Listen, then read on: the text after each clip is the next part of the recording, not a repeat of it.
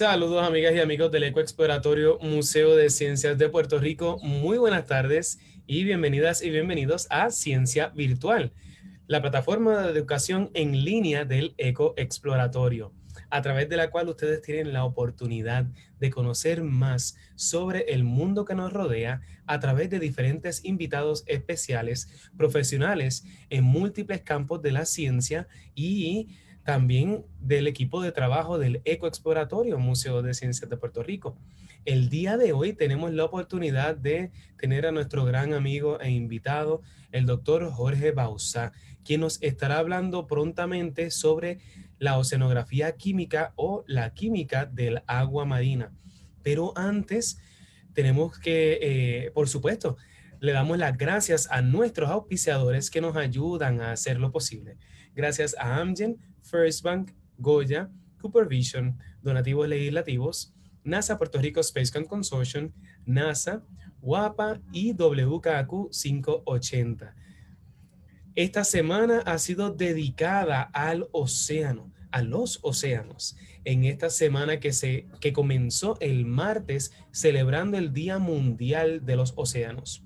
Hablamos con nuestra gran amiga, la doctora Aurea Rodríguez, sobre cómo cuidar los océanos. Ayer hablamos sobre el uso de embarcaciones en nuestras costas, en nuestras aguas, y cómo prevenimos el que estas embarcaciones se encallen y a su vez afecten los ecosistemas como praderas de hierbas marinas, arrecifes de coral, entre otros. Hoy nos toca hablar sobre la oceanografía química o la química del agua y qué relación, si estamos hablando de lo mismo, y qué relación hay entre los océanos y el mundo de la química a través el estudio del mismo, gracias a nuestro gran amigo, el doctor Jorge Bauzá. Pero también nos queda un último webinar mañana a las 3 de la tarde en Ciencia Virtual, y este sería el de los tiburones. La importancia de las diferentes especies de tiburón en nuestras costas, en nuestros mares y océanos, y especialmente en la región de Puerto Rico, y la otra cara de la moneda, cómo a través de los años se ha creado una perspectiva un tanto errónea de los tiburones y los hemos pintado como los enemigos, cuando en realidad son una pieza sumamente importante en los ecosistemas marinos, que muchos de ellos están en peligro o vulnerables por la caza, entre otras relaciones que podemos nosotros tener con estos organismos. Y es muy importante que los podamos proteger. De los tiburones y mucho más estaremos hablando mañana en Ciencia Virtual. Pero como les mencioné, hoy le toca a la oceanografía química o a la química del agua de mar. Así que me complace ahora en presentar a nuestro gran amigo, el doctor Jorge Bauzá Ortega, quien es oceanógrafo del estuario de la Bahía de San Juan. Muy buenas tardes, Jorge. Muy buenas tardes, Henry. Gracias por la invitación, ¿verdad? Cada vez que yo recibo esa invitación del Ecoexploratorio, y más una semana tan importante como esta, que es la celebración de Mundial de los Océanos, tenemos que ponerle en contexto que somos una isla, así que vamos a estar hablando hoy de un tema interesante, poco común.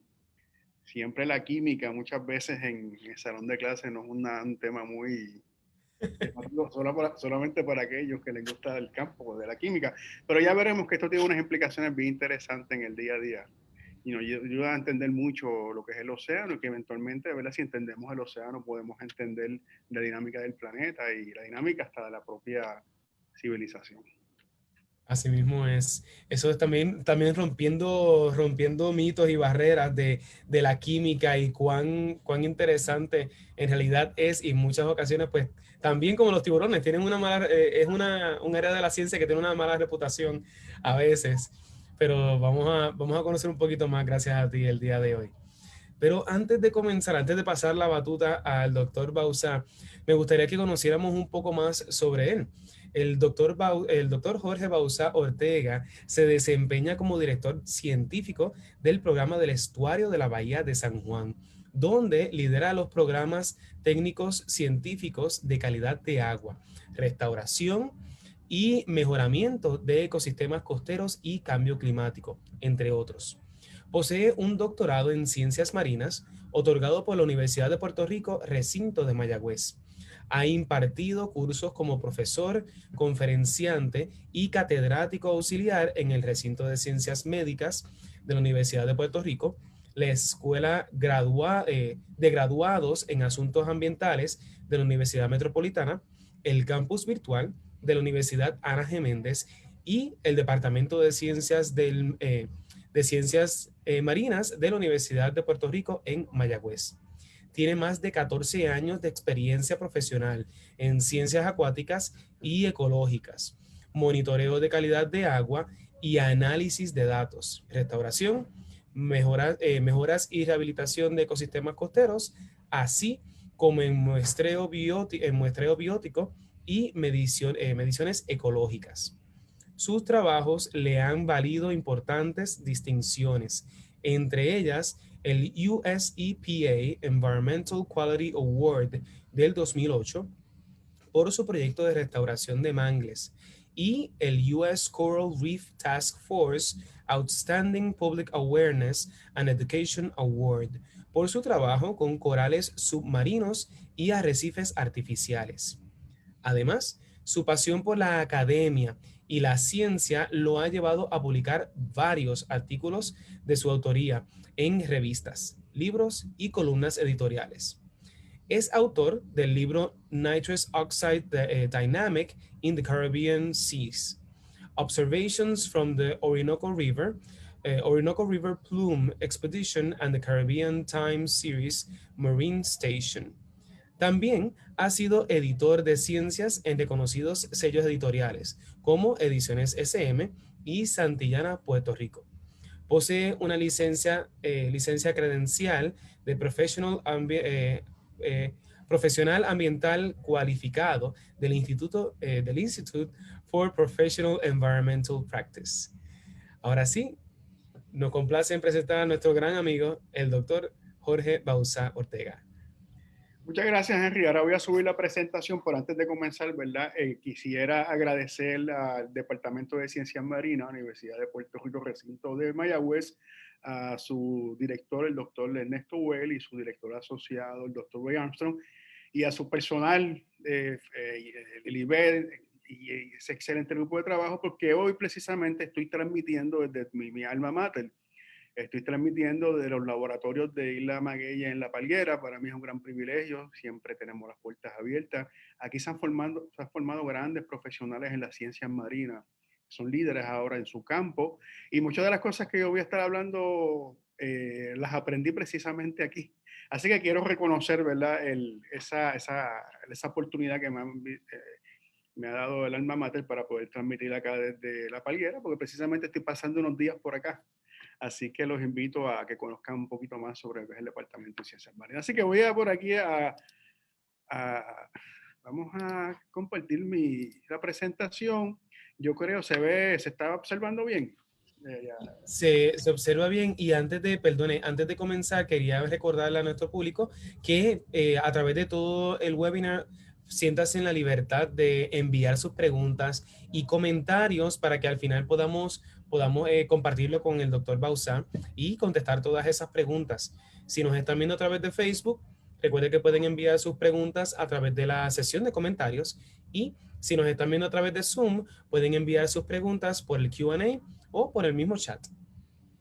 Gracias, Henry. Bueno, vamos a ver de qué trata este tema de la oceanografía química o la química del agua de mar. A través de esta presentación, ¿verdad? Vamos a estar viendo muchos ejemplos. Una presentación ilustrada y ustedes van a tener la respuesta si la oceanografía química o la química del agua del mar es lo mismo o está relacionado, pero lo vamos a ir trabajando y delucidando a través de la presentación. Vamos a dar un viaje primero, ¿verdad? Cuando hablamos del océano pensamos en agua, pues vamos a hablar de qué, ¿verdad? ¿Dónde viene esa agua? ¿Y por qué esa agua llegó a este planeta? ¿Por qué se quedó? ¿Y cuáles fueron sus implicaciones? Tenemos que hablar también porque el mar es tan salado, la química de la sal del mar y que contiene. Y de ahí vamos a movernos después al fondo marino, ¿verdad? Esas interacciones entre el fondo marino y el agua que está arriba, donde están constantemente intercambiando materiales y compuestos y vamos a ver sus implicaciones. Y si nos vamos hacia arriba, vamos a ver que el océano y la atmósfera son como dos personas que están danzando, o sea, hay una interacción entre la atmósfera y el océano que constantemente están cambiando productos y energía, y vamos a verlo eso en arroz y habichuela. Y finalmente no podemos dejar la contaminación, la química de la contaminación marina y ver algunos ejemplos. Pero para hablar del océano, ¿verdad? Tenemos que movernos a, ¿verdad? Eh, lo que es este planeta. Vamos a ver acá. Ok, perfecto. Aquí lo tienen, aquí estamos todos. No podemos salir de nuestro planeta Tierra. Un nombre que a lo mejor fue errado porque debió haberse llamado Planeta Agua. Y de hecho, esa fue la primera impresión de los astronautas en una de las misiones, el Apolo 17, en el 72, cuando se pudo tirar una foto, ¿verdad? La primera foto de portal del planeta, que lo que se observó era que el agua, o sea, era azul, el océano, básicamente el 97% del agua de este planeta es salada y cubre 3/4 partes de la superficie. La que no está en el océano la podemos ver en las nubes como vapor de agua y la que no está como vapor la podemos ver en los polos como hielo. O sea, tenemos los tres estados del agua, sólido, líquido y gaseoso en este planeta. Y eso es lo que nos hace único. Ahora bien, por esa agua que da origen a la vida y que vamos a estar hablando de su química, de dónde proviene, cómo pasó esto, por qué Marte no la tiene, por qué Venus no la tiene, pues todo comienza, ¿verdad? Tenemos la galaxia, la galaxia comienza con la teoría del Big Bang, una nébula o una estrella que colapsa, una implosión, porque empieza a comprimirse, revienta esta compresión y todo ese polvo cósmico empieza a rotar, ¿verdad? Alrededor de un centro que eventualmente se convierte en el Sol. De tal manera que el Sol, el planeta, y los planetas, ¿verdad?, de este sistema solar se formaron de manera simultánea. Entonces, nuestro planeta es uno de ellos que se fue, ¿verdad? Esa acumulación de polvo cósmico fue cogiendo forma, fue cogiendo redondez, si quieren verlo de esa manera. Y aquí comienza también a la acumulación del agua, que vamos a ver más adelante cómo se fue acumulando. Ya tenemos aquí, ¿verdad? Nuestro sistema formado, ¿verdad? Tienen aproximadamente unos 10 billones de años. Pero entonces, una vez se forma el planeta, el agua no estaba, el agua al océano llega luego. Nuestro planeta tiene una edad aproximada de 4.6 billones de años. Y el océano tiene aproximadamente formado 3.9 billones de años. O sea, el océano se forma luego. Y una de las teorías es que durante ese transcurso, una vez se forma nuestro planeta seco todavía, empieza a haber un bombardeo de cometas y meteoritos. O sea, pero imagínense un aguacero templado, tal vez como el que cayó al mediodía en el área metropolitana hoy, pero en vez de agua, cometas y meteoritos, y el cometa es mitad agua y mitad polvo, o sea, hay agua extraterrestre, hay agua en el espacio. Y cada vez que estos impactaban en la superficie de la Tierra, liberaban el agua en forma de vapor. Esto duró casi 1 millón de años ese proceso. Y aquí estamos viendo uno de estos estamos viendo lo que se conoce como un condrito. Esto es un tipo de meteorito. Y este meteorito, aunque es piedra, puede tener hasta un 5% de agua en su composición. O sea, el agua no está líquida, es la molécula de agua. Pero cuando impactada en esa molécula se libera en forma de vapor y después se condensó.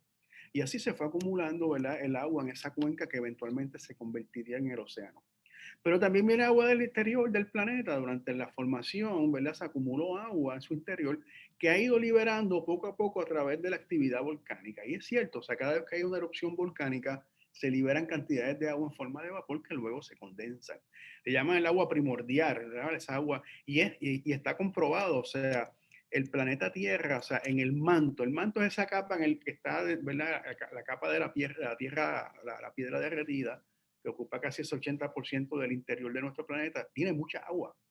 Y quedó evidenciado, recientemente descubrieron esta piedra que le llaman ringwodita. Estamos detrás realmente de los diamantes, ¿verdad? De los kimberlite pie, pero entonces descubren, ¿verdad? Encuentran esta ringwodita y la ringwodita tiene agua, hasta un 1.5%. Y hay tanta y tanta ringwodita en esa área del manto que hay agua, o sea, hay 4 veces más agua en el interior del planeta que la que hay en el océano en su superficie. O sea que tenemos muchísima agua, obviamente en la molécula estructural dentro de lo que es el mineral. Y esa es la agua que se va liberando poco a poco. Así que tenemos dos fuentes. La teoría, ¿verdad?, de las cometas y de los condritos, que son estos meteoritos, y está probado. Y tenemos también la inyección de agua que viene del interior del planeta, fenómenos que todavía ocurren de una manera u otra. Así que esa es la fuente principal, tal vez esto se dio de manera simultánea. El agua fue esencial, el agua dio origen a la vida, y esto quedó demostrado en un experimento en 1952. Miller era un profesor, Urey era su estudiante graduado, y ellos recrearon las condiciones del planeta de hace 4.6 billones de años atrás. Un océano caliente, ya teníamos el agua, ya había llegado, una atmósfera muy distinta a la que tenemos hoy día, lo estamos viendo por aquí, que llaman gases calientes. Aquí no habían plantas todavía, aquí no habían organismos, todo era química lo que había, metano, nitrógeno, dióxido de carbono, y crearon, ¿verdad? Vamos a crear ese pequeño planeta en este experimentito a coger. Entonces tenemos el océano caliente, ese océano se evaporaba, el agua se evaporaba, ¿verdad? Cambiaba su estado gaseoso, llegaba a la atmósfera, que es este cilindro acá, y ahí le aplicaban unas descargas eléctricas con unos electrodos, porque también había mucha energía, había muchos relámpagos, muchas descargas eléctricas que reaccionaban con ese vapor de agua y con los gases que había en aquel entonces. Entonces empezaron a condensarlo. La condensación viene siendo como el proceso de lluvia a nivel planetario, y vieron que aparecía por aquí. Pues miren, aparecieron moléculas orgánicas, o sea, lo que son los precursores de las proteínas, de los carbohidratos, de los aminoácidos. Y entonces se entiende, ¿verdad? Esta es la teoría de biogénesis de la vida. O sea, lo primero que ocurrió fueron unas reacciones químicas como esta, que dieron paso a las primeras moléculas que eventualmente se organizaron en la primera célula. Ya tenemos la primera química. Y de hecho, esta teoría, ¿verdad? Este experimento ha sido replicado muchas veces y se obtiene lo mismo. Las proteínas, ¿verdad? Bloques de construcción de las proteínas son los aminoácidos, pues aminoácidos se aislaron de ahí. Los bloques de construcción de los carbohidratos son las azúcares simples, se aislaron de ahí. O sea que esos primeros bloques de construcción se aislaron, de alguna manera se organizaron en el primer organelo, tal vez una mitocondria, y eventualmente por lo que llaman endosimbiosis se formó esa primera célula. Pero hizo falta el agua, sin agua esto no hubiera ocurrido. Una vez ocurre este proceso, ¿verdad? Esa primera célula, todavía no había oxígeno. La gran transformación vino después, vino como hace unos 3 billones de años. Y es que empiezan a crecer unas bacterias, le llaman los estromatolitos, le llaman cianobacterias. Y estas bacterias crean como arrecifes de coral. Pero lo interesante de estas bacterias es que producen oxígeno. Y estas fueron las primeras criaturas que empezaron a producir oxígeno en el planeta.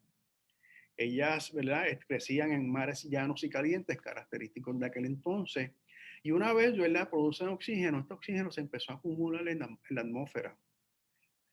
Se le tardó casi 1 millón de años en acumularle el oxígeno. Una vez se acumula ese oxígeno, el planeta se transforma, porque ese oxígeno acumulado fue lo que empezó a crear, ¿verdad?, la gran revolución y a comenzar la gran explosión de diversidad de especies. Porque una vez hay oxígeno, pues ya el planeta no era tan caliente, se crea la molécula de ozono, el ozono bloquea los rayos ultravioleta y entonces la vida florece. O sea que esto fue la primera gran transformación, y esto ocurrió en los océanos. Que si hay agua en otros planetas, sí, y los astrobiólogos buscan agua, buscan océanos, porque como ya ustedes vieron el experimento de Miller-Urey, el primer indicador, ¿verdad?, tal vez de alguna forma de vida extraterrestre, es buscar el agua, porque si hay agua, hay un océano, precisamente estos procesos se pudieron haber dado de manera similar, pero no tanto en planetas, está más en la luna, especialmente en las lunas de Júpiter, como Europa, Ganímedes, Titán. Y lo que estamos viendo en esta ilustración es que, fíjense, mira, Ganímedes tiene un océano 6.2 veces mayor que el nuestro. Europa tiene un océano 2.4 veces mayor que el nuestro. Titán 11.4 mayor que el nuestro. Y Marte ya se está viendo por ahí algo que había. Ahora, estos océanos estas lunas están muy lejos para empezar a explorarlas en detalle. Se cree que pueden ser un océano que tiene una superficie congelada. No se sabe si la composición líquida es la misma que la nuestra, pero se está estudiando. Y una vez encontremos agua líquida, podemos encontrar otras cosas interesantes. Pues ya tenemos el agua, ¿verdad? Ya sabemos que llegó el agua. Pero lo otro característico de nuestro océano es la sal, ¿verdad? Hizo falta tanta agua para disolver tanta sal. Y es lo que caracteriza el océano y todo lo que hemos estado en la playa, sabemos que eso es así. Ahora bien, ¿de dónde viene esa sal? ¿Por qué se mantiene salado? Pero la sal es mucho más interesante que eso, porque en la historia, la sal transformó la historia. Por ejemplo, el término de salario viene de los soldados romanos que se le pagaba a los soldados en sal. ¿Y por qué la sal?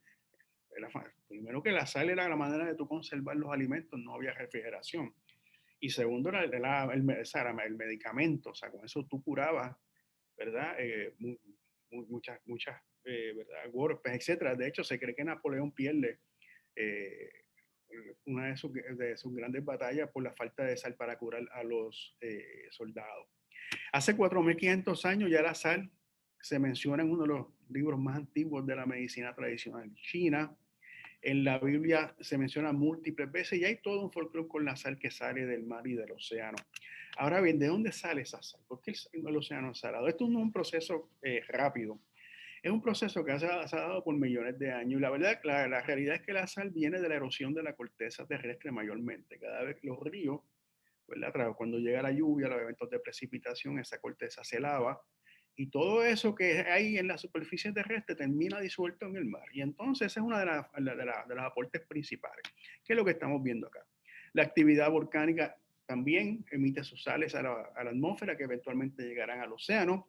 Y en el fondo marino, que lo vamos a ver más adelante, hay unas áreas donde el magma aflora a la superficie, sale y también aporta grandes cantidades de sal. Y aquí vemos otra ilustración parecida, ¿verdad? Los ríos aportando, los volcanes aportando, el interior, ¿verdad? Estas áreas donde hay, donde el magma se pega, ¿verdad? Estas áreas divergentes, y lo vamos a ver más ahorita cuando hablemos de las ventilas hidrotermales, aportan sal. Pero entonces ustedes me preguntan, caramba, ok, perfecto, profesor, pero entonces, ¿por qué el mar no aumenta la salinidad?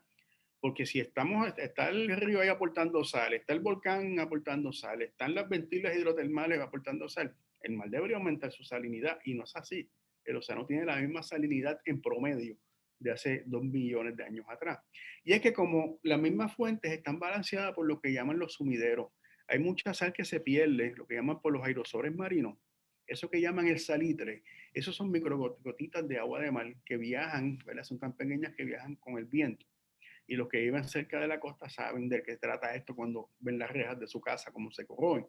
Pues ahí se pierden toneladas de sal y también se pierde mucha sal en las áreas de subducción, son áreas donde las placas se hunden debajo de otras y vuelven e inyectan esa sal. Así que la sal, las fuentes y los simideros están relativamente balanceados y por eso la salinidad del mar no ha cambiado. ¿Qué es la sal entonces? ¿Cuál es la composición de química del agua de mar en términos de sal? Pues mira, básicamente la salinidad, o sea, si nosotros cogemos 1 kilogramo de agua, aproximadamente 34.8 gramos son las sales. O sea, si tú coges, vamos a decirlo así, coges ese kilogramo de agua y lo evaporas, debería quedarte más o menos 35 gramos de sal. O sea, más o menos como un 3.5%.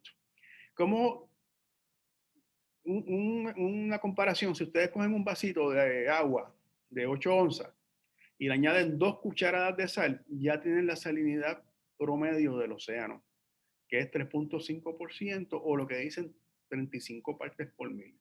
Cuando hablamos 35 partes por mil es que en 1.000 gotitas de agua, 35 son sal. Ahora bien, pero entonces, perfecto, pero esa sal no es sal, esa sal es, es un compuesto de otros elementos. Y el principal es el cloruro. Básicamente la salinidad del mar será del cloruro, un elemento, como elemento puro, y le sigue el sodio, cloruro de sodio. Pero encontramos otras sales disueltas, como el sulfato, el magnesio, el calcio, el potasio. Así que en esa agua de cuando ustedes van a esa agua de playa y se bañan ahí, esas son las sales principales, pero hay mucho más disuelto ahí. Hay más de 72 elementos en el agua de la playa donde ustedes van a bañarse, disueltos en concentraciones muy, muy pequeñas. De hecho, el océano, el agua de mar tiene su propia tabla periódica, que es la que estamos viendo acá.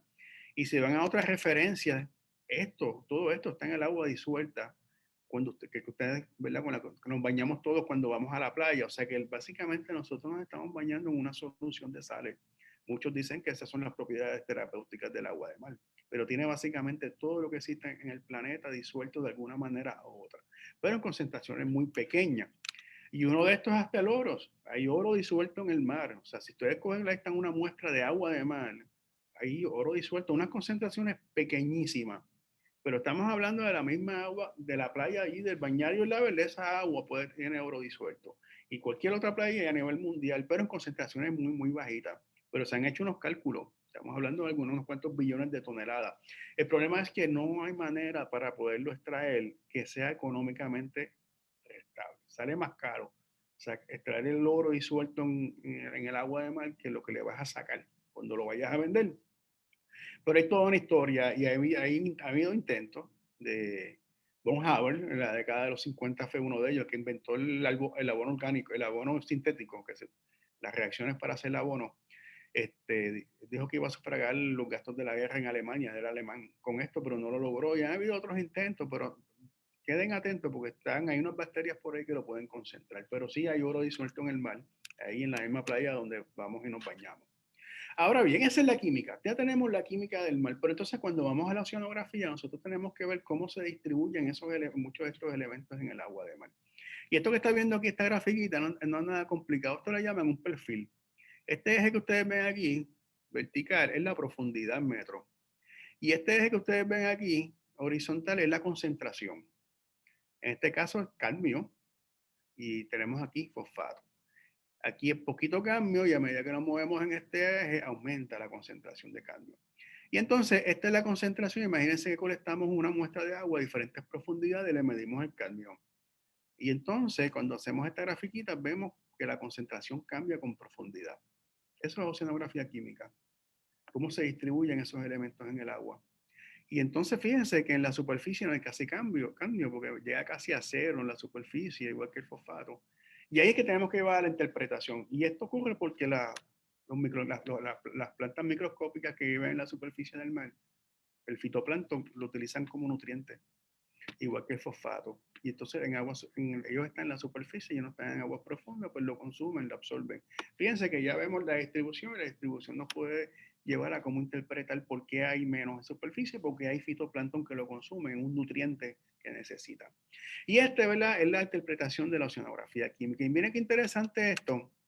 Déjame ver dónde caramba, no la veo aquí, pero no importa.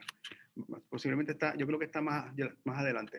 Ok, también tenemos, además de las sales, tenemos gases disueltos, hay nitrógeno, hay oxígeno, argón, además de, ¿verdad? Las concentraciones posiblemente sean muy distintas a las que hay en la atmósfera, pero sí el oxígeno es bien importante para los peces y vamos a ver que nosotros aquí en tierra el oxígeno no es limitante, lo vamos a encontrar siempre, pero en el océano y en los cuerpos de agua sí puede ser limitante y lo vamos a ver más adelante. Esta es la distribución de oxígeno en el océano, esto, ¿verdad? Ya vieron que ustedes saben lo que es el perfil, la profundidad y la concentración y siempre vamos a ver que el oxígeno va a estar alto, mucho más oxígeno en superficie que en profundidad. Y es porque ese fitoplancton lleva a cabo fotosíntesis, y ahí es que está la luz, y la luz, ¿verdad?, puede llevar a cabo este proceso y producir oxígeno. Fíjense cómo se va interpretando.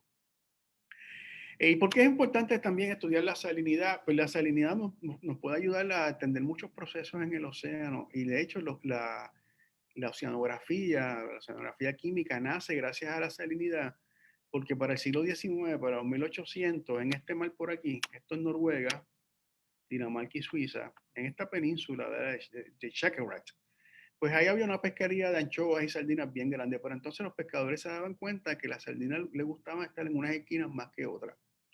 Y cuando empezaron a hacer el estudio, fueron que las anchoas buscaban unas masas de agua particular, porque les gustaba más. O sea, el agua no es homogénea en el océano, todo igual. Y se dio con ¿verdad? Se analizó la situación y se pudo identificar esas masas de agua en base a la salinidad. Y una vez se pudo determinar, ¿verdad?, las aguas saladas que le gustaban a la anchoa, pues entonces los pescadores eran mucho más productivos. O sea que la salinidad permitió, ¿verdad?, mejorar las pesquerías en la zona para identificando estas masas de agua donde le gustaba la anchoa. Pero también la salinidad es muy importante para unos procesos que vamos a ver más adelante. Hay diferentes métodos de determinar la salinidad. El primero fue el de gravimetría, que era vamos a deshidratar, ¿verdad?, una muestra de agua y lo que se queda abajo precipitado lo pesamos. Y esto nos da la salinidad en partes por mil, pero este método pierde porque hay muchos compuestos en el mar que cuando uno calienta la muestra se volatilizan y no los ve. Pero hoy día se utilizan instrumentos sofisticados, lo que llaman los salinómetros, que lo que miden es la conductividad. O sea, el agua con sal transmite mucho más corriente que agua sin sal. Y si uno mide, ¿verdad?, la corriente, ese voltaje puede determinar la salinidad en partes por mil con mucha precisión. Y estas ampolletas que vemos aquí, lo que se conoce como unos estándares, ¿verdad?, para calibrar estos instrumentos. La salinidad promedio del mar son 35 partes por mil o 3.5%, pero la realidad es que ese es el promedio. La salinidad varía si nos vamos cerca de las desembocadoras de los grandes ríos, la salinidad va a ser más baja. Si nos vamos a áreas donde la evaporación es mucho más alta, va a ser más alta, aunque en promedio decimos 35 partes por mil va a variar. Y es lo que estamos viendo en esta figura. Varía con las aportaciones de río. Miren, esto que está por aquí, este es Puerto Rico. Y lo que estamos viendo aquí es la influencia de los grandes ríos como el Orinoco y el Amazonas. Esos ríos cuando descargan, esas aguas no llegan a nosotros. Y fíjense, durante el invierno y la primavera, la salinidad, el color, ¿verdad? Entre más rojita o amarilla, más alta es la salinidad. ¿Ok? Y esta es la dinámica de las corrientes aquí en el área del Caribe. Fíjense que alrededor de Puerto Rico, para el invierno primavera, pues hay sales altas. Pero cuando llegamos al verano o el otoño, es la época de lluvia en Sudamérica.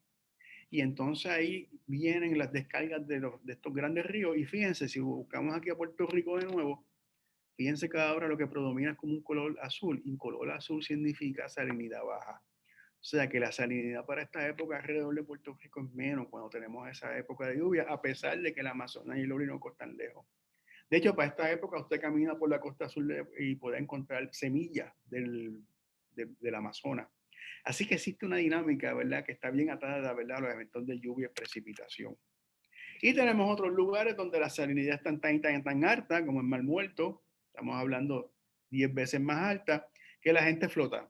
El agua de mar, entre más salada, más usted va a flotar.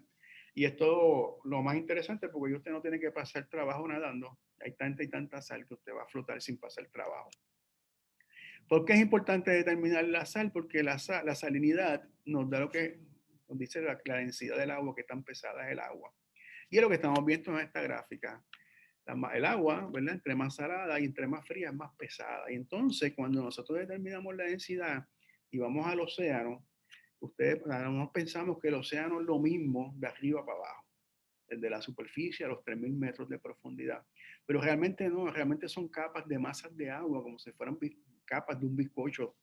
Y es que la agua se va acomodando, ¿verdad? La menos densa se va arriba y la más densa se va abajo. Pero esa densidad se la da la temperatura y la salinidad. Y por eso es importante determinar la salinidad, porque podemos identificar estas masas de agua. De hecho, al norte de San Juan se han identificado 7 masas de agua. Esas son masas de agua, son como unas parcelas con nombre y apellido que se caracterizan por una salinidad en particular. Y esto nos ayuda a entender procesos planetarios, porque existe una corriente, le llaman la corriente termolina, que el motor que la mueve es la salinidad y la temperatura. Y esta corriente que le da la vuelta al planeta es bien interesante porque esta parte roja es la corriente que se mueve en la superficie.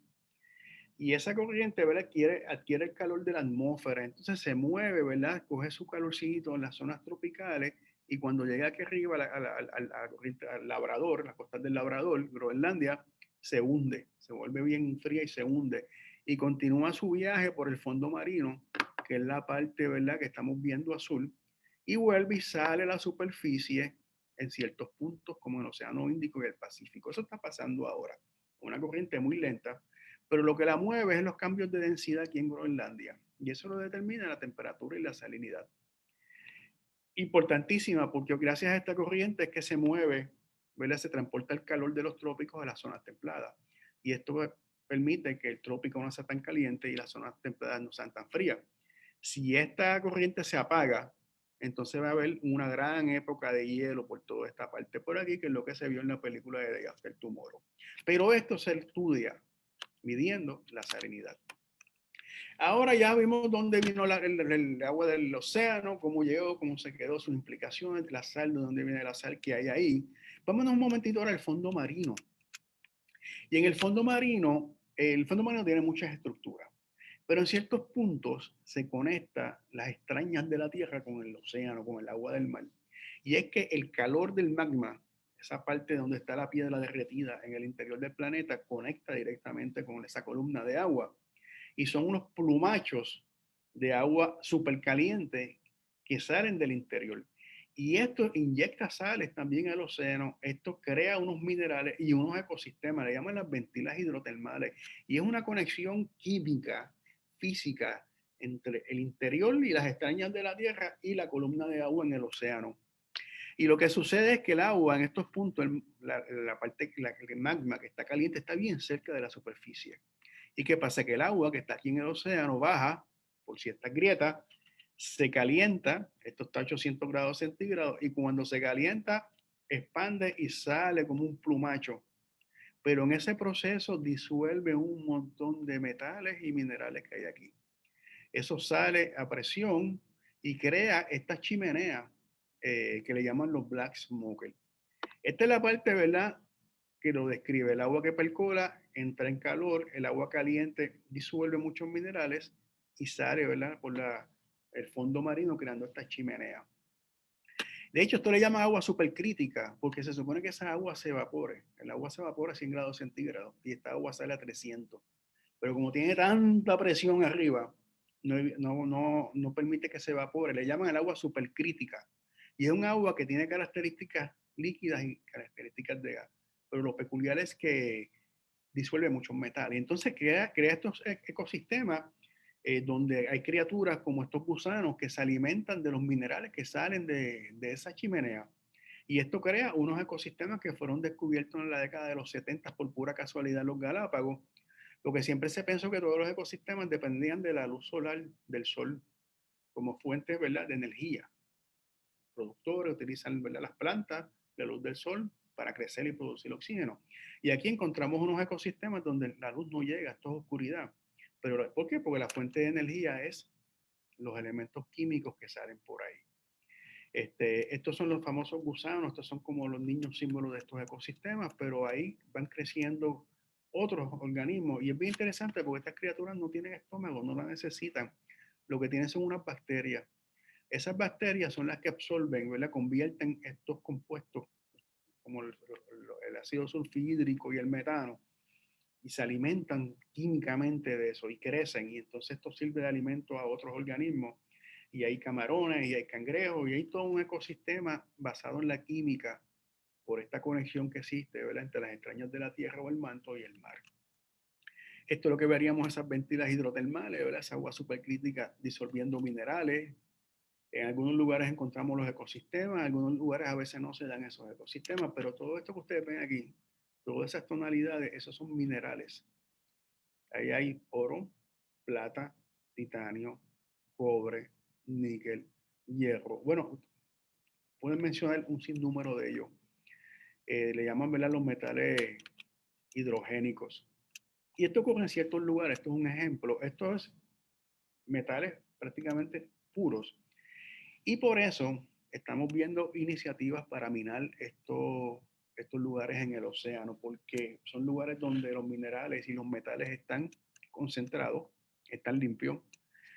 Hay mucho, eh, pero hace falta la tecnología y se está desarrollando la tecnología. Todavía no se ha dado un gran proyecto minero en el océano, pero estén atentos que se va a dar pronto.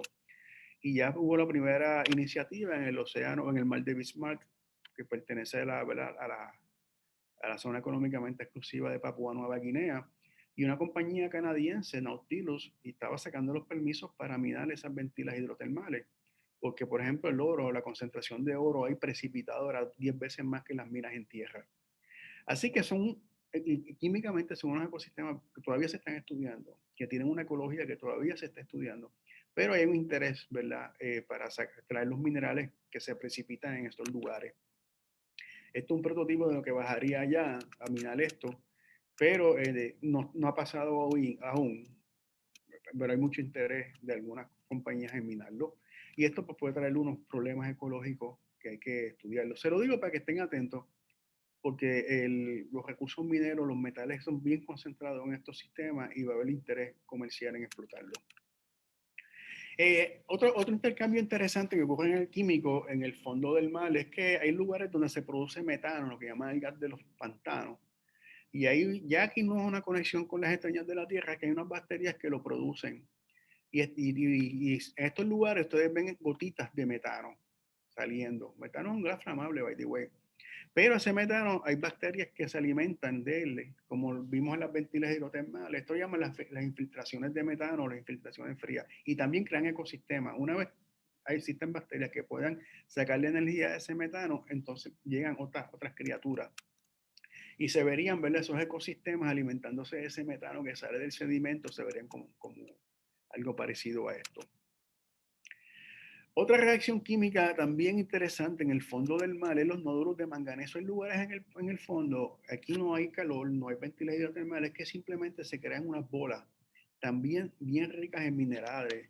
Esto es básicamente todo manganeso y hierro, pero tiene también otros metales concentrados. Son como el tamaño de una china. Y si ustedes lo pican así de manera transversal, van a ver que son capas y capas y capas.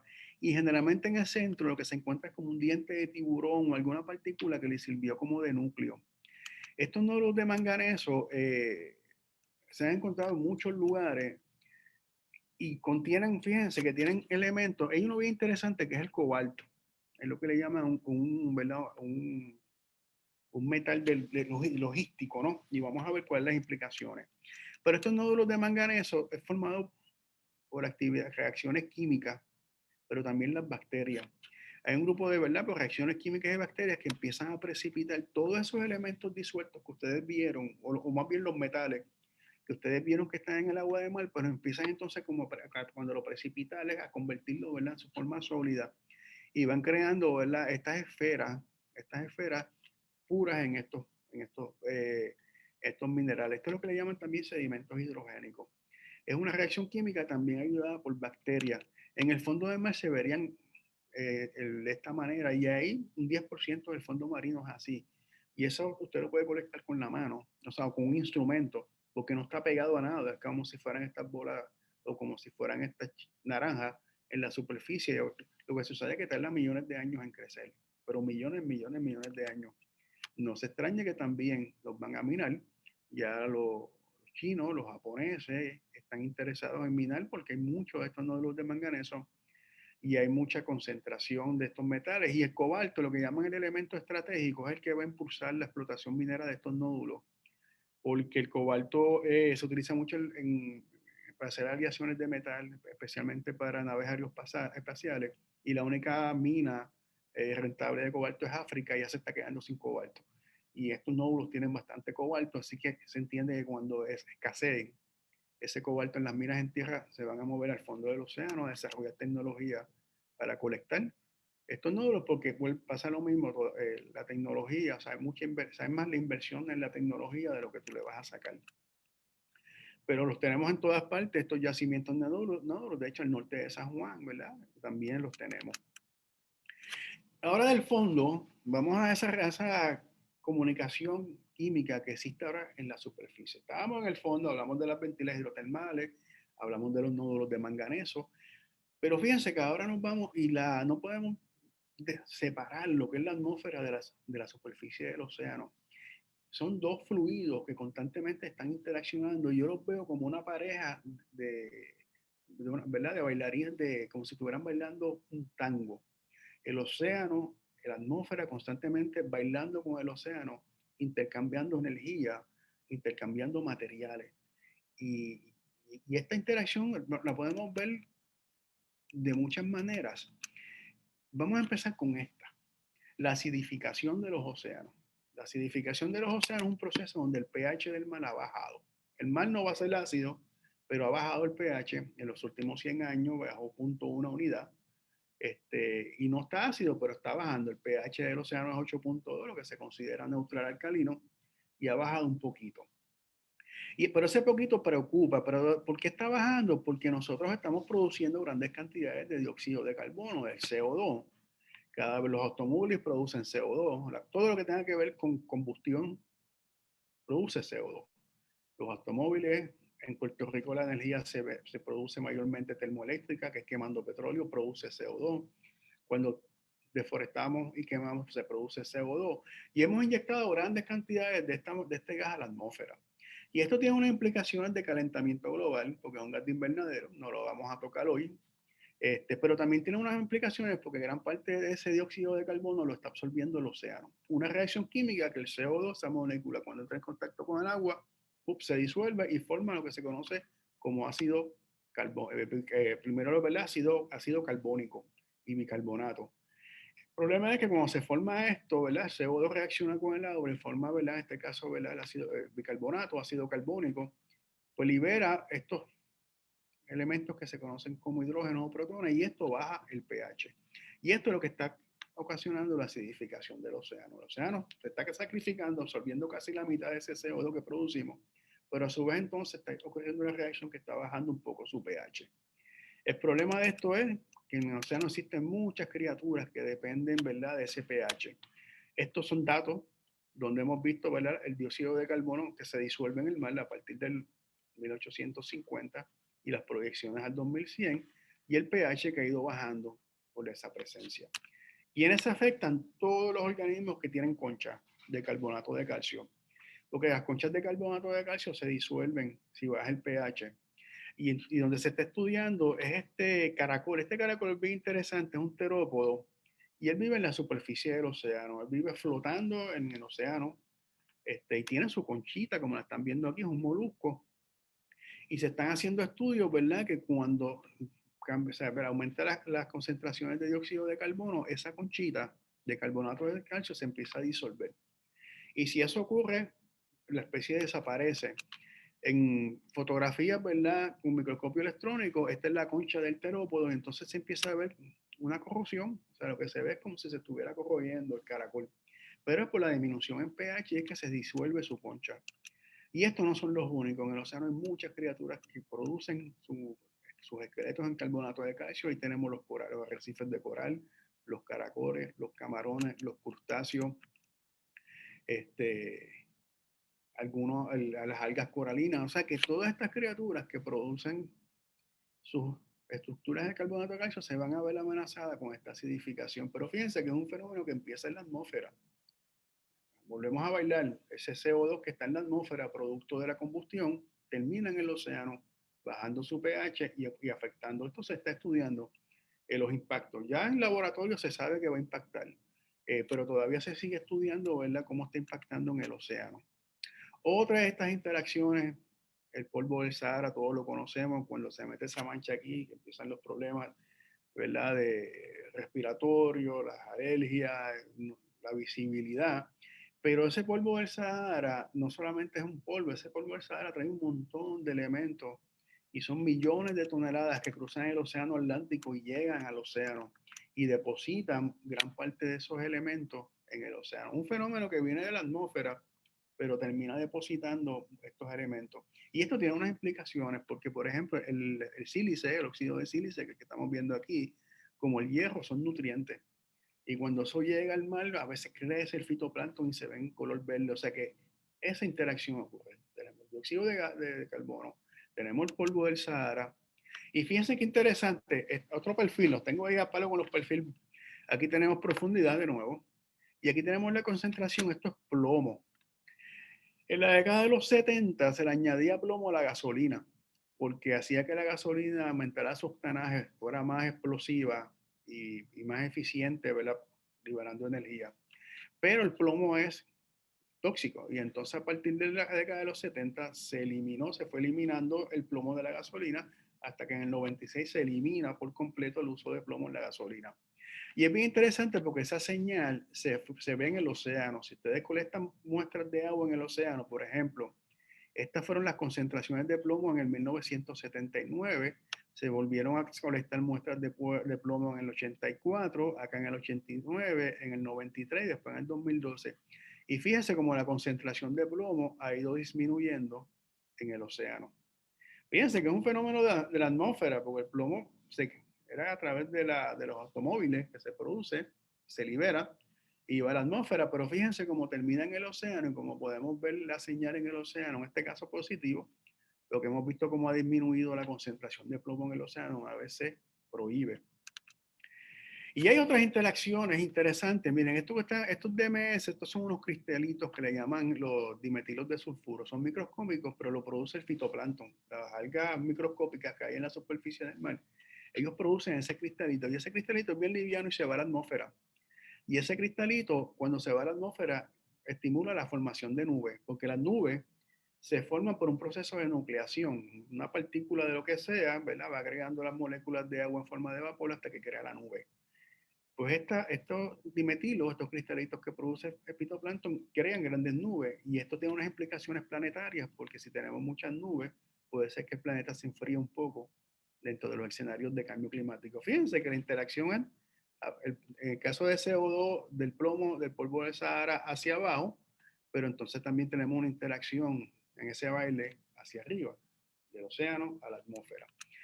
Y asimismo ocurre intercambios de calor, intercambios de energía. La energía, ¿cómo intercambia en energía? Pues la energía se intercambia con el viento. El viento transfiere la energía a la superficie del mar y crea las olas, crea las corrientes. Y el fenómeno del niño y la niña, que eso es el ejemplo clásico, en las condiciones normales tenemos las corrientes moviéndose aquí en una dirección y cuando tenemos no tenemos mucho tiempo para explicar un poco esto en detalle, pero es que hay un debilitamiento en la dirección de los vientos y al haber un debilitamiento en los vientos, las corrientes cambian de dirección y traen aguas calientes a lugares donde no hay aguas calientes. Pero tengan presente que es una interacción, ¿verdad?, del viento transfiriendo energía. Y ya para ir finalizando, no podemos dejar la contaminación marina y principalmente lo que por aquí. Y yo quisiera comenzar con lo que son, o sea, la fuente principal de la contaminación marina, o sea, es el crecimiento poblacional. Nosotros ahora mismo, ¿verdad? O sea, cada año se añaden 83 millones de personas y esa es la fuente principal de la contaminación. Fíjense en Puerto Rico, cada uno de nosotros va a liberar hoy 5 libras de basura, va a utilizar 87 galones de agua, ¿verdad? El agua para bañarse, para el inodoro, que es agua que hay que tratar porque se contamina. Y cada uno de nosotros va a necesitar petróleo, va a necesitarla para mover el automóvil, para energía, y todo esto crea problemas de contaminación. Se lo menciono porque si nos preguntan, dame una palabra que pueda definir la causa principal de la contaminación, pues la sobrepoblación. Pero una de estas contaminantes, más que tiende a afectar la costa, es lo que llaman, ¿verdad?, las aguas de escorrentía, las aguas, por ejemplo, que vienen de la actividad agrícola, cada vez que llueve y se lavan los terrenos agrícolas que fueron fertilizados, parte de esos fertilizantes terminan en los cuerpos de agua. Si nos vamos a las zonas residenciales urbanas, las aguas sanitarias, las aguas que bajan del inodoro, que bajan del fregadero, toda esa agua tiene también grandes cantidades de nitrógeno y fósforo de esos elementos y cuando no se tratan van al mar. Las aguas de escorrentía también arrastran aceites y grasas y todo esto llega a los cuerpos de agua. En el caso de nosotros, que en nuestras costas, especialmente las aguas sanitarias de zonas residenciales, aportan, tienen grandes cantidades de nitrógeno. Esa agua usada tiene mucho nitrógeno. Y el nitrógeno es un fertilizante para ciertos tipos de algas que crean un problema en la calidad del agua, lo que llaman eutroficación. Y vamos a ver el ejemplo de la eutroficación en este caso del monstruo de la Laguna Verde. Esto ocurre con cierto periodo en la Laguna San José, parte del estuario de la Bahía de San Juan, que se encuentra en esa área, ¿verdad?, entre Carolina y San Juan. Es una laguna donde está el puente Teodoro Moscoso. Esta laguna, de momento, empieza a ponerse en color verde intenso. A veces la gente la confunde con Culan, y no es Culan. Lo que estamos viendo es un crecimiento poblacional de una microalga, una cianobacteria que la vamos a ver aquí más adelante. Estoy aquí tratando de pasarla. Okay. Como que se me frizó un poco acá. Espérate. Parece que me salí por aquí, pero vamos al problema. Volvemos de nuevo. Ok, vamos a ver. Ok, este es el color verde, pero después que se vuelve el color verde, lo que vemos es una mortalidad masiva de peces. Todo esto son peces muertos en la laguna. Un problema, o sea, tremendo, o sea, de todas clases. Y se van acumulando de esta manera, mojarra. Y la realidad, y tenemos diferentes especies, cuando ustedes ven que mueren diferentes especies, es una mortalidad masiva de especies. O sea, robalos, mojarras, cocolías. Y la realidad es que estas criaturas se mueren por falta de oxígeno. Y es que este problema de eutroficación, llegan estas descargas de agua sanitaria, eso estimula el crecimiento de bacterias, cianobacterias y algas. Y en el caso de la laguna San José, lo que estimula es el crecimiento de esta microalga, le llaman espirulina. Ella tiene clorofila, es color verde, y crece de tal manera, de tanta densidad que cambia el color del agua. Pero ¿qué pasa? Cuando esta criatura se acaban los nutrientes, se muere. Y cuando se muere, se descompone, y ese proceso de descomposición elimina el oxígeno del agua. O sea, lo consumen, las bacterias consumen el oxígeno, entonces los peces se mueren porque se asfixian. Pero todo comienza, ¿verdad?, con estos contaminantes que vienen del agua sanitaria, y así lo que llaman las mareas rojas, que son unos microorganismos que también pueden producir toxinas, son productos de estas aguas de escorrentías con nutrientes o de aguas tratadas, ¿verdad?, aguas usadas sin tratar.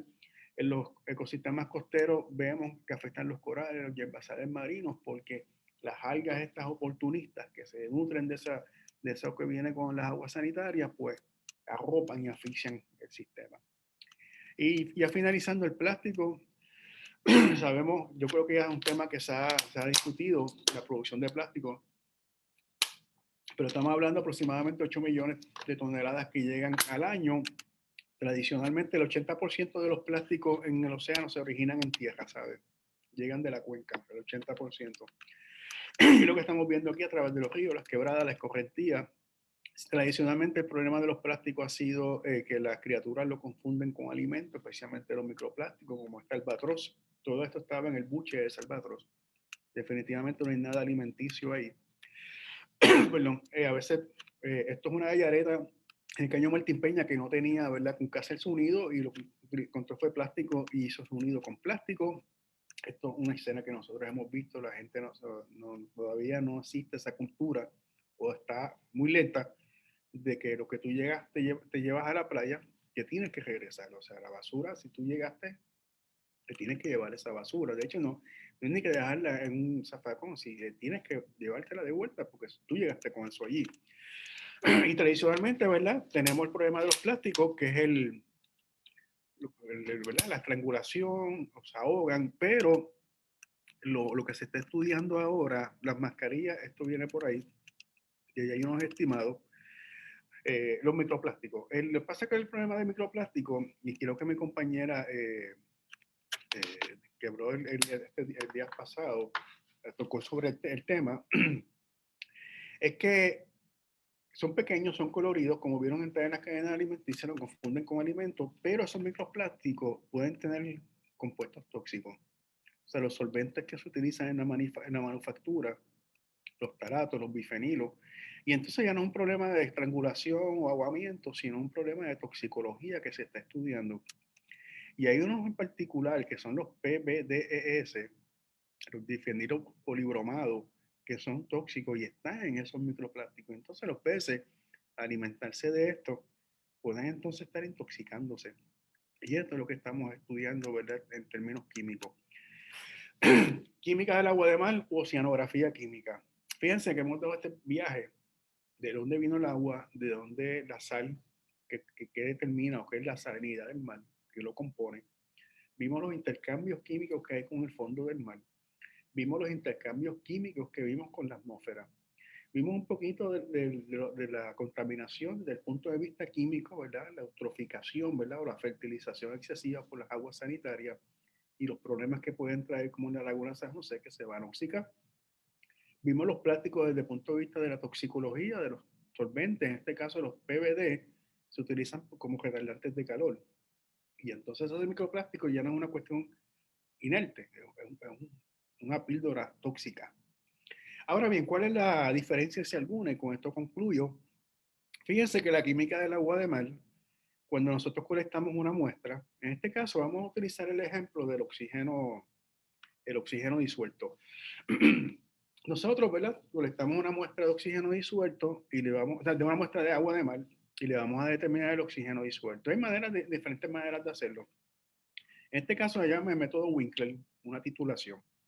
Ok, pues yo colecté esa muestra de agua y determiné la concentración de oxígeno disuelto. Vamos a decir en 5 miligramos litro, de que en un litro de agua hay 5 miligramos. Eso es química. Cuando colectamos esa muestra de agua de mar y le hacemos un análisis para determinar la concentración de un parámetro, esa es la química del agua de mar, el análisis del agua de mar. Ahora bien, cuando hablamos de la oceanografía química, es como nosotros interpretamos ese contexto, cómo ponemos en contexto esa observación, cómo nosotros hacemos las relaciones de cómo se distribuye, cómo se mueve el oxígeno. Yo determiné que esto había 4 miligramos litros de oxígeno disuelto en esa muestra. Ahora bien, yo quiero ver por qué hay 4 miligramos litro, cuáles son las relaciones de la atmósfera con el océano en términos del oxígeno disuelto, cómo el oxígeno disuelto se consume en los sedimentos, los peces cuánto oxígeno disuelto respiran, cómo ese oxígeno disuelto se mueve con las corrientes. Ya eso es la oceanografía química, porque la oceanografía química es una ciencia que integra para poder entender los procesos, no solamente la observación, sino integrar los procesos, las corrientes, cómo influyen en ese oxígeno disuelto, las olas, cómo influyen en la concentración de ese oxígeno disuelto, porque sabemos que cuando las olas rompen, inyectan oxígeno, los sedimentos marinos, cómo absorben ese o consumen ese oxígeno. Esa interpretación, esa distribución de procesos es el campo de la oceanografía química. Es también relacionada, pero una química además se puede trabajar en un laboratorio. La oceanografía química se tiene que trabajar con observaciones de campo para hacer esa interpretación.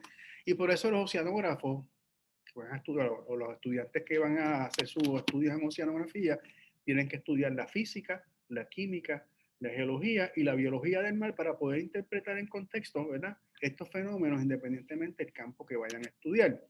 Y con esto cierro, ¿verdad? Estamos en conmemoración y celebración del Día Mundial de los Océanos, fue el 8 de junio. Como dijo, ¿verdad?, Virgilio Dávila, es el Nobel Océano Gran Espejo donde luce como adorno sin igual el terruño borincano. Somos una isla, estamos rodeados de agua, ese océano nos regala muchos obsequios, de ese océano podemos tener alimentos, podemos tener energía, medicamentos, recreación, esparcimiento, pero depende de nosotros, ¿verdad? De la conservación y cómo nosotros actuemos y cómo nosotros tomamos las decisiones para protegerlo. Así que los dejo ahí. Muchas gracias. Ahora, ¿verdad? Le paso ahora la batuta a Henry para que me dirija en lo que sigue. Muchísimas gracias, doctor Jorge Bauzá. Tenemos varias preguntas de nuestro público, comenzando desde al principio mencionó sobre la tabla periódica científica y una tabla periódica marina. Gilberto Alvarado nos pregunta que cuál es la diferencia entre ambas. Pues mira, la diferencia entre ambas es que la tabla periódica química hay elementos que han sido creados por el hombre. O sea, hay un sinnúmero de elementos en la tabla periódica que se han creado, o sea, ¿verdad? La química atómica se han hecho en laboratorio. Y hay hasta unos proyectados. La tabla periódica del océano es una tabla periódica más orgánica. Es básicamente los elementos existentes en la corteza terrestre, ¿verdad?, que han estado aquí de la formación del planeta. Por eso vas a ver más elementos en la tabla periódica química. Por ejemplo, los elementos radiactivos estos que se han ido creando, los radioisótopos, pues están en la tabla periódica química, pero no los vas a tener necesariamente en la tabla periódica del océano. Sí, y muchos de estos son elementos inestables que solamente se han podido crear en ambientes específicos en laboratorio. Exacto. Hablando sobre, también mencionó hace un ratito sobre el plomo en la gasolina hace un tiempo atrás.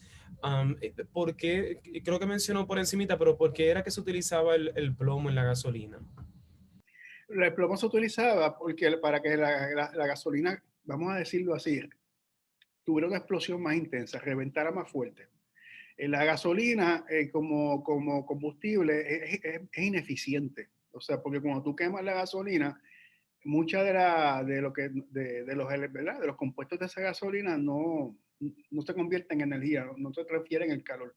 O sea, es solamente 1%, es un combustible ineficiente. Entonces, añadirle plomo es como tú decir, mira, si yo le añado plomo a este potecito, pues este potecito, esa gasolina va a reventar completa Y eso se va a traducir entonces en más energía para mover el carro. Eso es lo que llama subirle el octanaje, hacerla un poquito más explosiva para que genere un poquito más energía y tenga más fuerza el motor, vamos a ponerlo así. Norma Suárez nos pregunta qué químicos o bacterias se encuentran en las orillas de las playas que nos hacen, que no las hacen aptas para los humanos, Ok, según nos anuncian en de diferentes playas. eso era, bueno, todas las preguntas son excelentes, pero esta es una que es meritoria, porque o sea, hay unos programas de monitoreo de calidad de agua, los lleva a cabo lo que era la Junta de Calidad Ambiental del Departamento de Recursos Naturales, y nosotros en el programa del estuario de la Bahía de San Juan, también llevamos a cabo unos estudios, ¿verdad? Unos monitoreos en la Laguna del Condado y en algunas playas. Ahí lo que se mide es una bacteria, le llaman coliformes fecales, y hay otras que llaman enterococo. Estas bacterias no son patógenas, estas bacterias no te van a ocasionar enfermedad. Esto lo que llaman son bacterias indicadoras, lo que son bacterias del intestino humano. Entonces, ellas deberían estar en el intestino humano. Ahí son muy necesarias porque nos ayudan mucho a la digestión. De hecho, cuando nos da diarrea por un antibiótico fuerte, es que matamos la flora bacteriana de los enterococos. O sea, son necesarias en el cuerpo humano.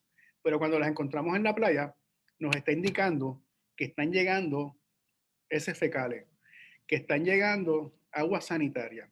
Y entonces, si están llegando agua sanitaria, entonces sí pueden llegar otras bacterias que pueden ser patógenas. Y lo que hace es que se colecta la muestra, se mide, se contan las colonias y se compara con un estándar. O sea, si hay más de 35 colonias por 100 mililitros, pues entonces hay una bandera roja. Y entonces todo lo que se monitorea, pero la bacteria es un indicador, no una bacteria que debe estar en el intestino, no debe estar fuera, si la encontramos fuera, entonces sí hay un riesgo a contraer otras enfermedades. Nos pregunta por acá Aguilar, Lisette Aguilar, ¿de dónde vienen las aguas de los baños de Coamo? Es interesante, vamos a movernos hacia allá. Ok, en el baño de Coamo es algo similar a lo que vimos ahorita en el fondo de las ventilas hidrotermales, pero a menor escala. Ahí lo que sucede es que el agua, el calor del interior del planeta está cerca de la superficie. Y entonces el agua, ¿verdad? Baja, el agua percola, como ustedes vieron en la imagen que va percolando, y llega a esa área caliente y entonces sube y crea el baño termal. Pero las temperaturas no son tan altas, ¿verdad? Como para llevarla a los 300 grados centígrados como ocurre en las ventilas hidrotermales. Pero es un proceso similar, agua de superficie que percola y el calor está cerca, ¿verdad? El calor del manto está cerca de la corteza, calienta el agua y entonces sale, ¿verdad? En estos manantiales. Es un proceso similar. Y es el agua que está ahí, lo que pasa es que simple, ¿verdad? Tú sabes, circula, se calienta y sube. Ahora nos movemos de Coamo, nos movemos para la física del agua. Nos preguntan por aquí también, Lisette, ¿a qué se debe las superolas dentro del océano? Ok, eso le llaman los freak waves. Las olas, los freak waves. Esto es una ola gigante que aparece de momento de la nada. Y hay historias interesantes, o sea, o sea, la primera que se documentó fue de 120 pies en la década del 54 por un portaaviones. El Rampano venía de las Filipinas a San Diego y de momento le dio una ola de esta gigante, no lo hundió, pero por el puente pudieron más o menos estimar la altura de la ola. Ok, y estas olas, y pueden googlear algunos videos de cruceros cuando le da esta ola. Y es que estás en un mar normal, con una ola normal, y de momento también esta ola, no hay viento, no estás en tormenta, y de momento viene una ola grande. Y lo que pasa es que la ola es una manifestación de la energía en el mar. Y entonces, si hay dos olas, ¿verdad? Tienes las olas moviéndose, pero a veces una ola se trepa encima de la otra. Y entonces esa ola ya va a ser el doble de alta que la primera. Y a veces esa ola viene y se trepa encima de la otra, ya va a ser 3 veces más alta. Es lo que llaman, ¿verdad? Una interacción de fase. Entonces se van trepando una encima de la otra hasta que te crea esta ola grande que de momento aparece sin haber mucho viento y sin haber tormenta. Es la interacción positiva entre fases. Hay ciertos lugares que se ven con más frecuencia, pero es eso, ¿verdad? La energía es como si fueran ondas que se unen y se duplican y se triplican y se da un proceso lento, ¿verdad? Porque no son olas que se dan con frecuencia. Eso es como lo que pasa a veces en la playa, que uno está sentadito en la orilla y siente las olitas lo más tranquilo. De momento viene una olita un poquito más fuertecita. Sí, hay una probabilidad, te dicen una hora en 200 va a ser el doble de grande, una en 3000 va a ser el triple, porque se van dando esas interacciones. Entonces, estas olas gigantes, una de las teorías es que llevan tiempo, ¿verdad? Uniéndose unas con otras hasta que Sumándose. haciendo crecer. Victoria Reyes nos pregunta, esto es con relación al pH del agua. Si el pH del mar está bajo, cuando se hace el ciclo del agua, esa agua no tendrá el mismo pH regular o durante el ciclo del agua el pH se regula o vuelve a la normalidad. Sí, mira, es interesante porque lo que vamos a empezar con el agua de lluvia. El agua de lluvia tiende a ser un poquito ácida, ¿verdad? Porque lleva una reacción en la atmósfera y llega al mar. El mar tiene un sistema, lo que llaman el sistema de carbonato, que tiende, o sea, la tendencia es a regular el pH. El sistema de carbonato, ¿verdad? El ion de bicarbonato, ahí está el calcio, hay otro ion que le llaman el boro, es lo que llaman un buffer. Si el pH del mar del agua baja, él tiende a subirlo para mantenerle 8.2. Y si el nivel del agua, el pH del agua sube más alcalino, él lo baja. Y el océano tiene como una manera de autorregular el pH, y es lo que le llaman, ¿verdad? Ese sistema de carbonato y regula el pH. Lo que sucede es que ha sido tanto el dióxido de carbono que ya ha ido absorbiendo por actividad humana que se ha desbalanceado un poquito ese pH. Pero el océano siempre va a tender a regular el pH. Llega una descarga, ¿verdad? Que puede ser bastante ácida, va a buscar este sistema de carbonato, reacciona para llevarlo a 8.2, pero ya se está comprometiendo por la gran cantidad de dióxido de carbono que está absorbiendo por la actividad humana. El océano nunca va a ser ácido como el ácido de la batería, porque este sistema siempre va a estar actuando regulando el pH, el sistema de carbonato, pero al estar comprometido, pues tú sabes, le va a dar un poquito más trabajo. O sea que la acidificación del océano es un proceso, no es que va a ser ácido, pero no puede ser suficiente para entonces traer unos problemas ecológicos. Joana Vargas nos pregunta, aparte del Mar Muerto, ¿qué otro lugar hay con gran concentración de sal? Mira, hay otro, el Mar Muerto, ay Dios mío, se me fue el nombre hay varios sitios, se me fue el nombre ahora, casi todos están en el Medio Oriente porque son áreas donde las tasas de evaporación son más altas que la de precipitación. O sea, el agua se evapora tanto y tanto que se concentra en la sal. El Mar Muerto es de los más altos, pero hay otros, existen dos o tres adicionales en la zona. Yo te puedo enviar la información, pero sí, no es el único. Hablando sobre sales, Rebeca por acá nos pregunta, saludos, ¿qué se está haciendo y cómo se está trabajando la conservación e investigaciones sobre la zona de Cabo Rojo, donde es una fuente rica en sales? Pues mira, el Cabo Rojo está, o sea, lo que son las salinas de Cabo Rojo, que son interesantes porque o sea, son interesantes desde el punto de vista histórico, cultural y ecológico. De hecho, ahí los indios ahí no, fueron los primeros que minaban sal de ahí. Y después se siguió minando sal hasta el día de hoy. Y ecológicamente crean unos ecosistemas, los salitrales. Ahí se está estudiando la situación porque lo que sucede es que se están inundando, o sea, puede ser por el ascenso en el nivel del mar, puede ser los movimientos telúricos, los terremotos bajaron, eso sucede a veces a la costa baja por el movimiento de los terremotos. La cosa es que entonces ya el océano está entrando a los salitrales. Y el problema es que entonces dejan de ser salitrales, porque el salitral, la particularidad es que son áreas donde las tasas de evaporación son altas y el agua se concentra, ¿verdad? Se coloca en lo que llaman los cuajaderos, se evapora y se colecta. Pero si tú no puedes controlar el nivel del mar dentro de ese salitral, pues se está perdiendo. Entonces, esa es la preocupación, que el nivel del mar ha subido por el ascenso, por las razones que se está entrando, ¿verdad? Hacia lo que son los cuajaderos y los salitrales y eso pues los va a hacer desaparecer. No hay ahora mismo una explicación, ¿verdad? 100%, se cree que es una combinación tal vez de lo que mencioné, o tal vez los canales, tal vez hay que crear unos canales pero sí están amenazados en desaparecer por este fenómeno del agua de mar llegando, ¿no? a estas áreas. Sí, que se va diluyendo la sal que ya está concentrada. Exacto, no puedes controlarlo para poder evaporarlo. Ana París nos pregunta si la salinidad de los mares es igual que la de los océanos. Ya nos mencionó que el Mar Muerto tiene una salinidad más alta, pero por lo general, como por ejemplo, mares un poco más abiertos como el Mar Caribe, la salinidad es diferente a, por ejemplo, el Océano Atlántico. Sí, mira, cambia. De hecho, la diferencia de un mar a un océano es que los mares, el mar es un pedazo de un océano que puede estar rodeado generalmente por islas o por montañas submarinas y ver y crea, ¿verdad? Como el mar Caribe, que tú tienes el arco antillano, pero es parte del océano Atlántico. Eso es lo que lo diferencia. Sí, las salinidades pueden variar. Todo va a depender de la, ¿verdad? Si tienes descargas de ríos cerca.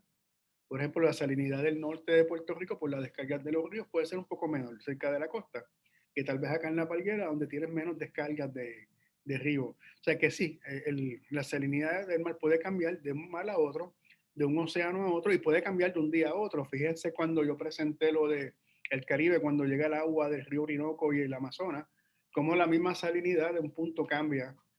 Así que la salinidad tiende a ser dinámica y cambia de punto a punto.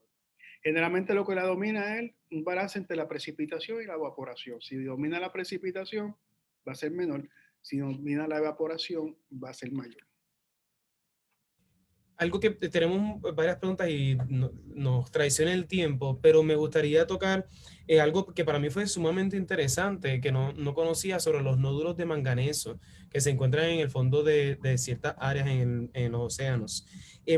Nos preguntaron por el chat si esos nódulos afectan de alguna manera u otra a los organismos, al ecosistema, pero y mi segunda pregunta, y esta sería más personal de parte mía, si usted menciona que se espera que en las próximas décadas comencemos a ver una extracción, una minería de estos nódulos por los minerales que se encuentran en ellos.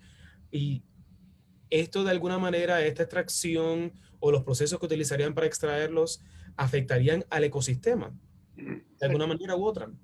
Bueno, mira, los nódulos de manganeso, para contestar la primera pregunta, no afectan, son parte natural del fondo marino. De hecho, se consideran sedimentos, lo que llaman sedimentos hidrogénicos porque se producen por reacciones químicas en el agua. O sea que donde se encuentran son lugares naturales, ¿verdad? Sí pueden haber organismos que vivan asociados a ellos. No se consideran ecosistemas, pero sí son unos tipos de fondos marinos de manera natural. Lo de minarlo, he visto algunas iniciativas, porque a medida que los metales vayan escaseando en las minas en tierra, más va a ser la atención de hacer la minería en el océano. No ha ocurrido a gran escala todavía. Lo único que se ha minado en el océano es la sal, y lo único que se ha minado del océano es, vamos a decir, la arena. Se ha sacado arena en ciertos lugares. Pero va a haber la atención, o sea, ya ha habido, se han comentado ciertas iniciativas de los japoneses desarrollando tecnología para minarlo, porque hay unos elementos que están escaseando, como el cobalto, que es un elemento estratégico. Por lo tanto, vamos a estar atentos porque van a haber iniciativas,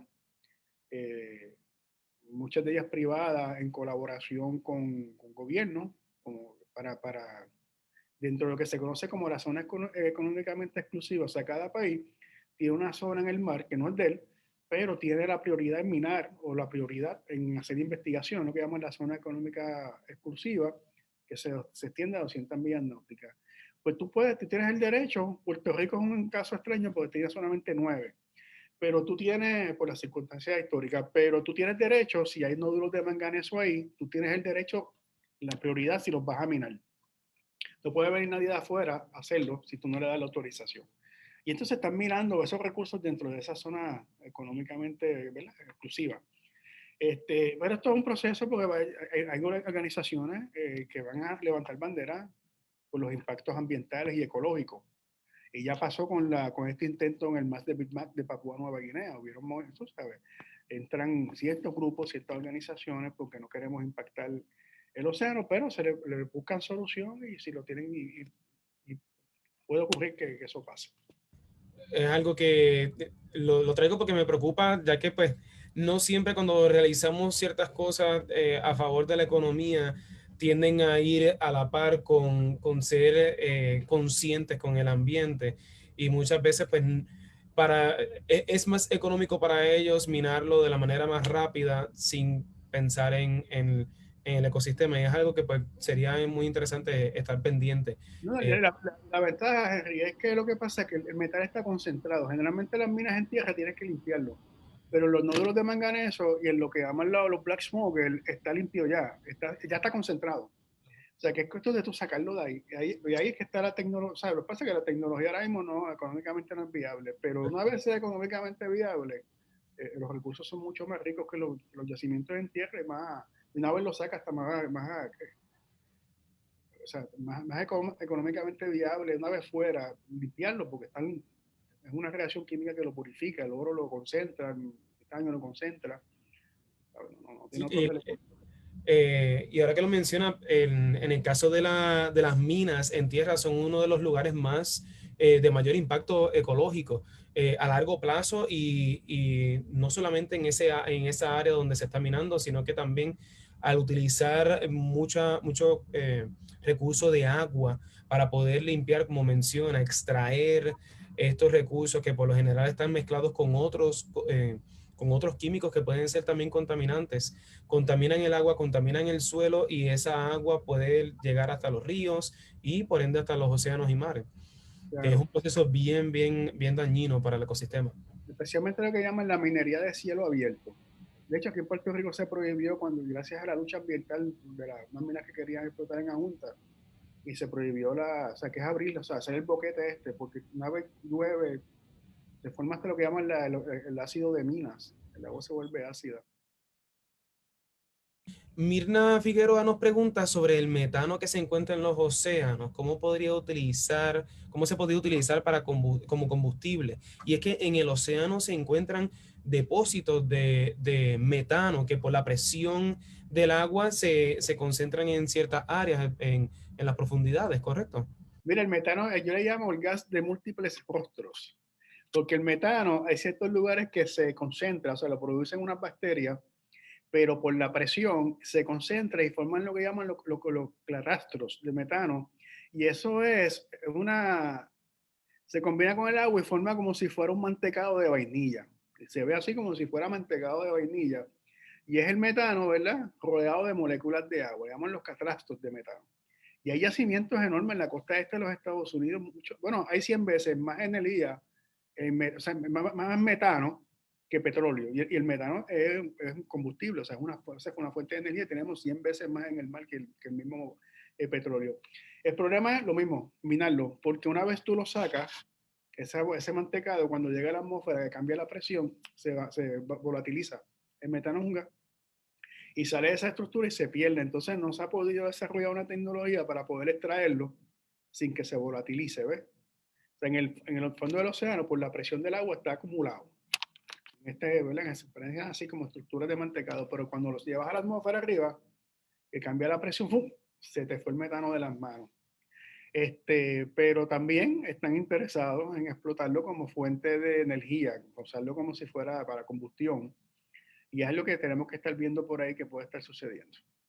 Y es algo muy peligroso porque el metano es un gas de invernadero que es incluso peor que el CO2. Sí, mucho más fuerte. Por eso te digo que el gas de múltiples rostros se cree que ha habido periodos donde el planeta se ha calentado rápidamente y se cree que ha sido la liberación de los depósitos de metano en el fondo del mar. O sea que por alguna actividad volcánica o terremoto se liberan esto es metano, va a la atmósfera y tiende a calentar el planeta. Hay unos estudios, pero estamos, tú sabes, para la época del Jurásico, por ahí hubo una subida rápida de la temperatura del planeta y se cree que fue la liberación del metano, de los hidratos de metano en el mar. Y de metano también se está velando porque hay mucha concentración de metano congelado en la tundra, Permafrost, sí, debajo, ¿cierto? que con el cambio climático se está derritiendo este suelo semicongelado que se encuentra cerca de los polos, por, especialmente en Siberia, en continente asiático, más al norte. Y también es algo que preocupa mucho, la liberación de metano en otras partes en adición a los océanos. Tengo muchas preguntas muy buenas, pero tengo una por aquí con la que quiero cerrar y es más allegada a la labor que realizan en el estuario de la Bahía de San Juan y el monitoreo de la calidad de agua en el estuario. María, um, sí, María Santos nos pregunta con qué frecuencia se toman muestras de las aguas de los océanos para estudiar los posibles cambios. Ok, mira, nosotros en el programa del estuario de la Bahía de San Juan tenemos dos monitoreos de calidad de agua. Tenemos, ¿verdad? El monitoreo, tenemos eh, 25 puntos en lo que es el sistema del estuario de la Bahía de San Juan, que son 9 cuerpos de agua. Y entonces vamos con un instrumento que, ¿verdad? Que te mide la temperatura, la salinidad, el oxígeno disuelto, y vamos todos los meses. Y es como si fuera un paciente donde tú le vas a coger los vitales. Y 2 veces al año colectamos muestras de agua y le hacemos el CBC, que llamamos completo, para ver si nuestros cuerpos de agua están saludables, si hay algún problema. Eso lo hacemos mensual y 2 veces al año, pero también tenemos un monitoreo en la Laguna del Condado que se responde más a salud pública, porque ahí es que monitoreamos las bacterias de las que hablamos ahorita también, las enterococos. Y es un sistema para alertarle a los usuarios que si sale alta esas bacterias en la Laguna del Condado, pues tengan precaución en entrar en contacto con el agua. Yo les invito, ¿verdad?, que entren a nuestra página del estuario.org y ahí tenemos los datos y también invitamos, aunque con esto, ¿verdad?, de la pandemia hemos estado un poquito limitados para la participación de ciudadanas, pero nosotros tenemos el programa de Ciudadanos Científicos donde todas las personas que quieran participar en el monitoreo de estos proyectos, nosotros los adiestramos y los llevamos al campo y ahora esperamos, ¿verdad?, que cuando a medida que se normalice la situación, el COVID, pues podamos, pero manténganse atentos, ¿verdad? Visitando nuestras plataformas digitales y hacemos la bienvenida, la invitación y la bienvenida. Y como hemos estado mencionando durante toda la semana, muy importante, disfrutamos de nuestros cuerpos de agua, nuestros ríos, nuestros lagos, nuestros mares y océanos, pero lo disfrutamos de una manera segura, no tan solo para nosotros, sino para todos aquellos organismos que comparten el ecosistema junto a nosotros. Compartimos la información del estuario de la Bahía de San Juan a través del chat en Zoom y a través de los comentarios en Facebook, para que ustedes puedan acceder a la página del estuario y conocer más sobre la labor que se realiza y sobre la calidad de nuestras aguas, en especial las del estuario de la Bahía de San Juan.